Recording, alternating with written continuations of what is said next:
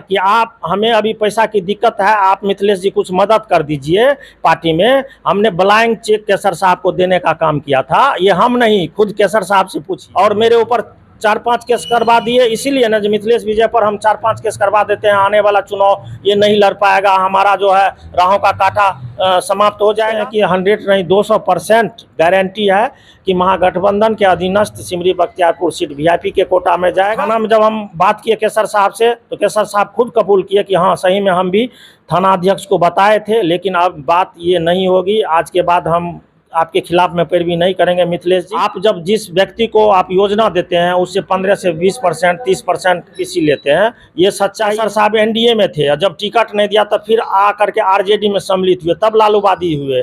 हम लोग के दादा और बाप भी लालूवादी हैं। सलाउद्दीन साहब को एमएलए बनाया गया था यहाँ करके यदुवंशी समाज के द्वारा, वो जातिवाद नहीं था। केसर साहब को कई बार एमपी एमएलए बनाए, वो जातिवाद नहीं है क्या? हमारे जफर साहब को यहाँ पर एमएलए बनाए, वो जातिवाद नहीं है। आप खुद एमएलए बने यूसुफ साहब के, जातिवाद नहीं। वही हाल हमारे स्थानीय विधायक यूसुफ सलाउद्दीन जी का होने वाला है कि सभी लोग को फर्जी बताते बताते एक दिन खुद फर्जी हो जाएंगे।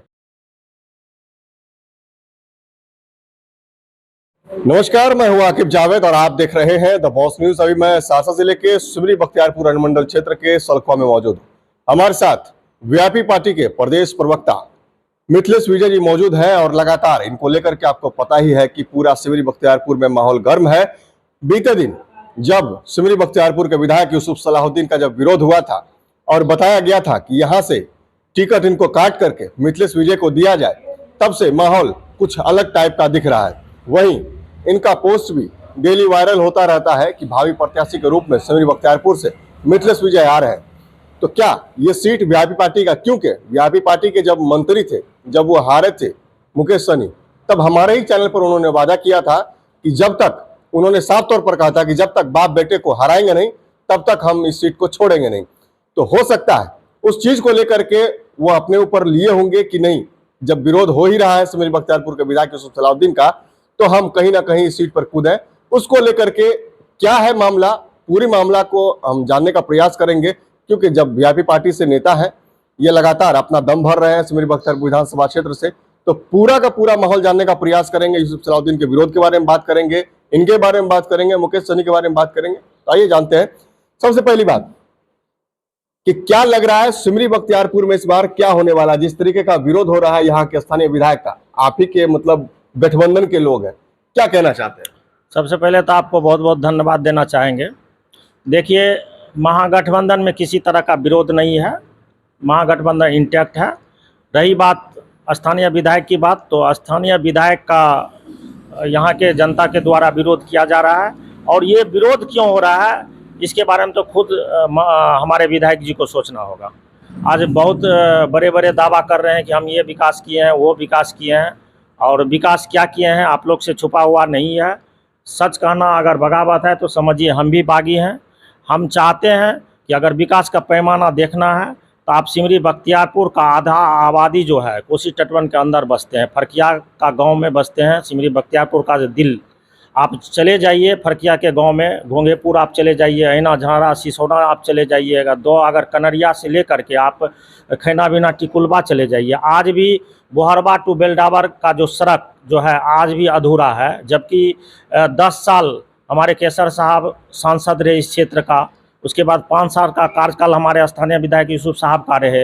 आप फरकिया के क्षेत्र में जब जाइएगा, नहरबार, सिरबार, बिरबार जाइए, चौरना, बिशनपुर, बरढरना जाइएगा, आप घोकसम जाइएगा, कदुमर जाइएगा, आप चले जाइए दो अगर चमेनी तक जाइए, आप धनुपरा चले जाइए, बेलबारा चले जाइए, कैबरा चले जाइए, चानन सिसवा चले जाइए, अलानी चले जाइएगा, तो आप देखिएगा ये कोसी तटबंध का जो इलाका है वहाँ का लोग किस बद से बदतर ज़िंदगी जीने पर विवश है।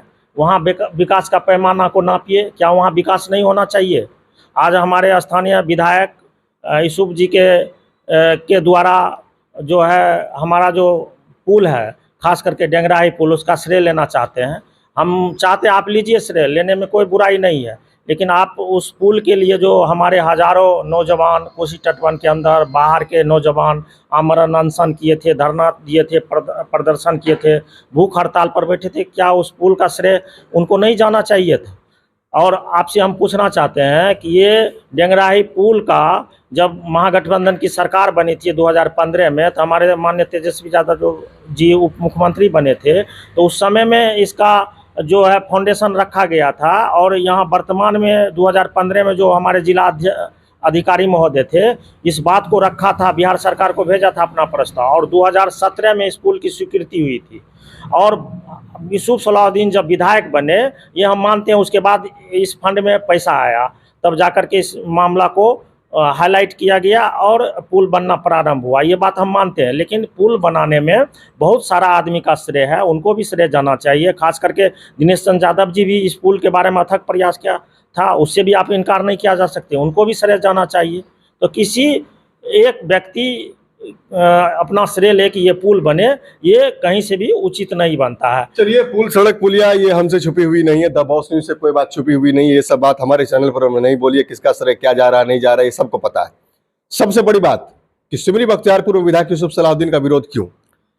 देखिए, सबसे बड़ी बात है, विरोध होने का एक कारण है कि आप व्यक्ति को पैसा दे दीजिए, योजना दे दीजिए तो खुश हो जाएगा। कुछ चंद लोग खुश हो सकता है, लेकिन बहुत सारा लोग आज भी इस धरती पर है जो आपका मान सम्मान खोजता है।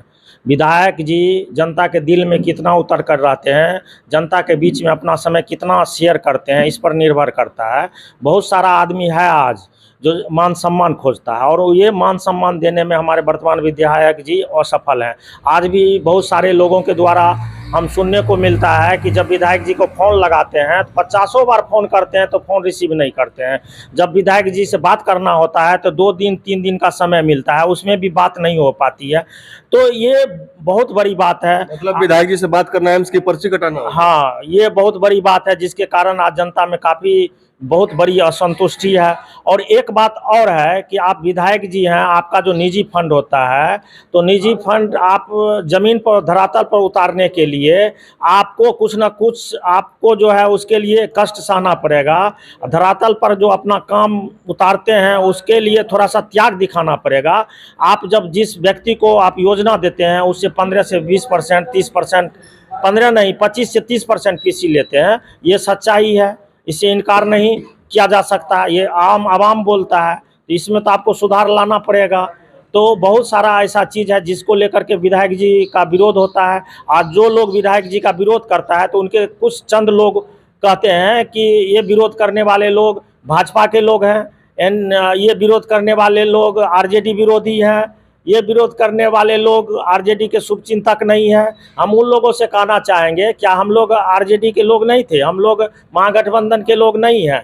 और जो लोग ये बात कह रहे हैं, उन लोगों से मैं कहना चाहूँगा कि हम लोगों का पहले पृष्ठभूमि जानिए कि हम लोग लालूवादी आज से नहीं, हमारे बाप दादा ही लालूवादी थे। और उन लोगों को ये बात कहिए। हम कैसर साहब और माननीय यूसुफ साहब से कहना चाहेंगे कि आप लालूवादी कब हुए? जब 2020 में 2 दिन पहले आप आकर के टिकट लिए, तब लालूवादी हुए। लोजपा से आकर के आरजेडी में आए। 2024 के चुनाव में आप कैसर साहब एनडीए में थे, जब टिकट नहीं दिया तब फिर आकर के आरजेडी में सम्मिलित हुए, तब लालूवादी हुए। हम लोग के दादा और बाप भी लालूवादी हैं। 2011 में हम मुखिया बने, सलखुआ पंचायत का 10 साल प्रतिनिधित्व किए। उससे पहले भी हम लालूवादी थे, और 10 साल लगातार हम सहरसा जिला में पंचायती राज प्रकोष्ठ के आरजेडी के जिला अध्यक्ष रहे। ये हम लोग लालूवादी हैं कि आप लोग लालूवादी हैं? आप बताइए। और जहाँ तक जातिवाद का कुछ लोग कहता है कि जातिवाद ये लोग करता है, तो हम उन लोगों से कहना चाहूँगा, क्या सलाउद्दीन साहब को एमएलए बनाया गया था यहाँ के सिमरी बख्तियारपुर के जनता के द्वारा, यहाँ के खास करके यदुवंशी समाज के द्वारा? वो जातिवाद नहीं था। कैसर साहब को कई बार एमपी एमएलए बनाए, वो जातिवाद नहीं है। क्या हमारे जफर साहब को यहाँ पर एमएलए बनाए, वो जातिवाद नहीं है? आप खुद एमएलए बने यूसुफ साहब के, ये जातिवाद नहीं है? अभी सहरसा जिला का आरजेडी का जिला अध्यक्ष ताहिर साहब हैं, वो जातिवाद नहीं है? अल्पसंख्यक संघ के जिला अध्यक्ष हैं तंजूब साहब, वो जातिवाद नहीं है? सहरसा नगर निगम के उपाध्यक्ष हैं हमारे वो क्या कहते हैं गुड्डू हयात, वो जातिवाद नहीं है? सिमरी बख्तियारपुर नगर परिषद के आज आप अध्यक्ष हैं हमारे हसन साहब, वो जातिवाद नहीं है। और हम लोग जो सलखुआ पंचायत में रह करके जो सेवा दे रहे हैं, हिंदू मुस्लिम एकता का जो प्रतीक है उसको अक्षुण्ण रख रहे हैं, गंगा जमुनी तहजीब को अक्षुण्ण रख रहे हैं। जब से हम लोग को होश है और आज तक हम लोग जातिवाद नहीं किए। आप हमारे बगल में चले जाइए, आज से नहीं, छात्र जीवन से, और मुखिया नहीं भी बने थे तब से हमारे बगल में खोजरा गांव है, हरेबा गांव है, मंगल टोला है, आपको फैंसा है, आपको पुरेनी है, आपको क्या कहते हैं गोरगम्मा है, मुबारकपुर है, माठा है, आपको क्या कचौथ है। ये सब जगह पर मुस्लिम समुदाय के अधिक आबादी हैं। और सभी लोग के दुख सुख में कौन रहता है? हम लोग दिन रात एक करके उनके दुख सुख में रहते हैं। चाहे वो थाना का मामला हो, ब्लॉक का मामला हो, या जमीन संबंधी कोई समस्या हो, या पंचायत करने का कोई मामला हो, हम लोग हिंदू से ज़्यादा मुसलमान के सुख दुख में रहते हैं। और ये हम नहीं बोलते हैं, आम आवाम जितना भी, खास करके अल्पसंख्यक भाई, उनसे आप पूछिए कि मिथिलेश विजय आपके दुख सुख में कितना, आपके विश्वास पर खरा उतर पड़ता है, आपके दुख सुख में कितना रहता है, तो आपको खुद पता चल जाएगा कि हम लोग जातिवाद करते हैं कि अपने तन मन को लगा करके निस्वार्थ भाव से सेवा करते हैं। आज आप देख लीजिएगा, हरवा पंचायत के बहुत सारे ऐसे गरीब गुरुआ है, खोजरा पंचायत के बहुत सारे ऐसे गरीब गुरुआ है, जो माँ बहनें खास करके अल्पसंख्यक समुदाय के लोग जो सलखुआ बाजार में फल फूल बेच करके दुकान चला करके अपना रोजी रोटी करते हैं, अपना जीवन यापन करते हैं, उसको मदद करने का काम कौन करता है? उसके दुख सुख में रहने का काम कौन करता है?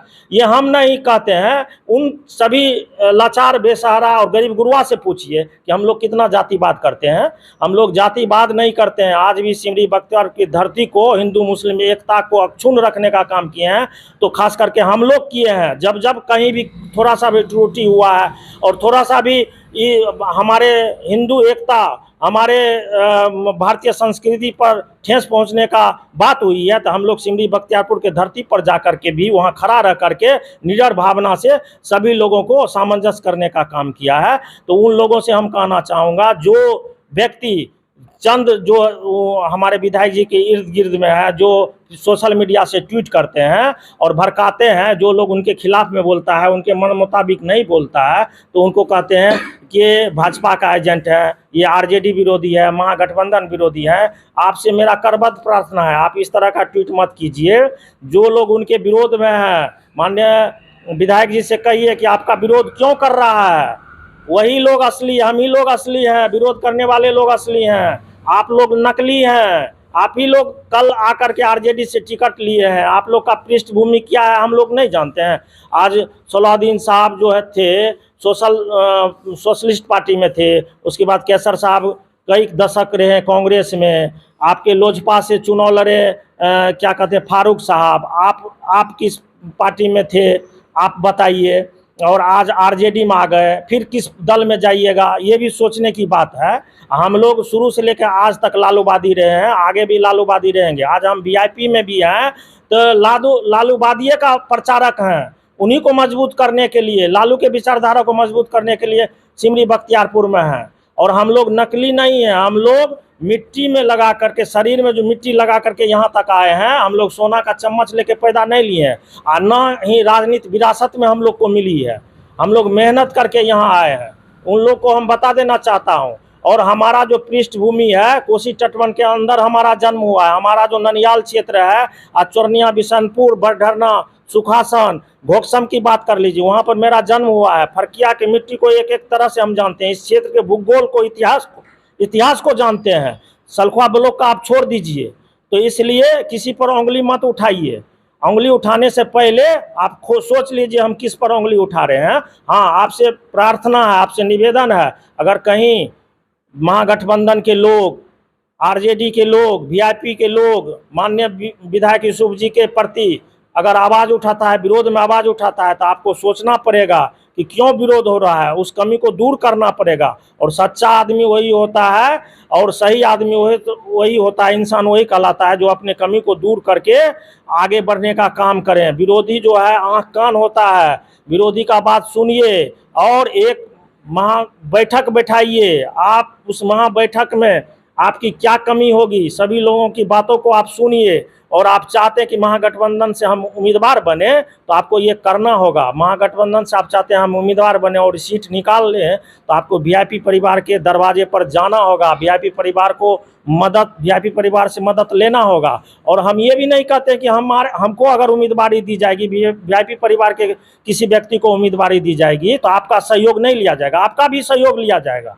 ये तो उसके विवेक पर निर्भर करता है जिसको उम्मीदवार बनाया जाएगा। अगर आपको उम्मीदवार बनाया जाता है, आप चाहते हैं कि हम ही उम्मीदवार रहें, तो आप जितने भी आपकी कमजोरी है, जहाँ जहाँ आपका लोग विरोध कर रहा है, आप उनसे मिलिए, एक एक लोगों से बात कीजिए कि क्या बात से आप विरोध कर रहे हैं। आप इसी जब आपका शबरी बख्तियारपुर में यूसुफ सलाहुद्दीन का विरोध हुआ, उसके बाद यूसुफ सलाहुद्दीन ने कहा कि भाई ये लोग जितने भी हैं लोग फर्जी हैं, इन लोगों का कोई वजूद नहीं है, तो क्या वाकई आप लोग फर्जी हैं? एक कहानी आप सुने हैं कि गांव में एक गोनू झा था, ठीक है।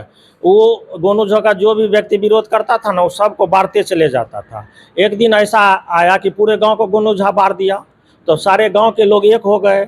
तो पता चला कि गोनू झा सेल्फ हो गए, कि खुद बारल चले गए। तो वही हाल हमारे स्थानीय विधायक यूसुफ सलाहुद्दीन जी का होने वाला है कि सभी लोग को फर्जी बताते बताते एक दिन खुद फर्जी हो जाएंगे। इसलिए इस बिंदु पर उनको काम करना है। और जहाँ तक बात, बहुत लोग बोलते हैं कि ये लोग 2020 के चुनाव में कहाँ थे, तो उनसे पूछिए, हम बताना चाहते हैं। किसी का बात आप छोड़िए, कि मेरा पर्सनल व्यक्तिगत बात लीजिए। 2020 के चुनाव में जब यूसुफ जी को राजनीति का कखारा भी मालूम नहीं था, आप शब्द का बात तो छोड़ दीजिए। रही बात हमारे केसर साहब का, तो केसर साहब एनडीए में रहकर भी यूसुफ साहब को जिताने का पूरा भरकस प्रयास किए। और उसी कड़ी में, जिताने के करीब में 2020 के चुनाव में सलखुआ के धरती पर चुनाव प्रचार में केसर साहब आए हुए थे। और सर्वेश जी जो हमारे पड़ोसी हैं, उनके बगल में एक महागठबंधन की बैठक हुई थी, तो उसमें हम भी शरीक हुए थे। और वहाँ पे हमको केसर साहब के द्वारा बताया गया कि आप, हमें अभी पैसा की दिक्कत है, आप मिथिलेश जी कुछ मदद कर दीजिए पार्टी में। हमने ब्लैंक चेक केसर साहब को देने का काम किया था। ये हम नहीं, खुद केसर साहब से पूछिए। तो आज भी महागठबंधन में ऐसे ऐसे लोग हैं जो चंदा पर नहीं चलता, चंदा देने का भी काम करता है। उस लोगों को पहचानिए। और जो लोग आपके खिलाफ में आवाज़ उठाता है, जो युवा आगे बढ़ने वाला होता है, आप जान जाते हैं कि ये आने वाला समय में ये हमको काट करेगा राजनीतिक रूप से, तो आप उसके विरोध में गलत एफआईआर करवाते हैं, उसको नीचे दिखाने का काम करते हैं। आज तक जो बात पर्दा में थी, आज हम आपके माध्यम से हम पर्दा के सामने लाना चाहते हैं। हम क्या किए थे, आपके प्रति क्या जुल्म किए थे, आपका हमने क्या बिगाड़ा था जो मेरे ऊपर 4-5 केस करवा दिए आप, और मेरे ऊपर 4-5 केस करवा दिए। इसीलिए ना, जो मिथिलेश विजय पर हम 4-5 केस करवा देते हैं, आने वाला चुनाव ये नहीं लड़ पाएगा, हमारा जो है राहों का कांटा समाप्त हो जाएगा। जब हमारी बात केसर साहब से इस संदर्भ में हुआ, देखिए यूसुफ साहब से बोलिए कि क्यों पैरवी करते हैं। जो लड़का गलत है वो गलत है। आज जो लड़का के द्वारा मेरे ऊपर केस करवाया गया, वो लड़का मेरे ही अपने हैं, मेरे सामने में है। आज हमारे वही हो गए, लेकिन आप केस करवा करके क्या दर्शाए, कितना ये ओछी राजनीति का आपने परिचय दिया।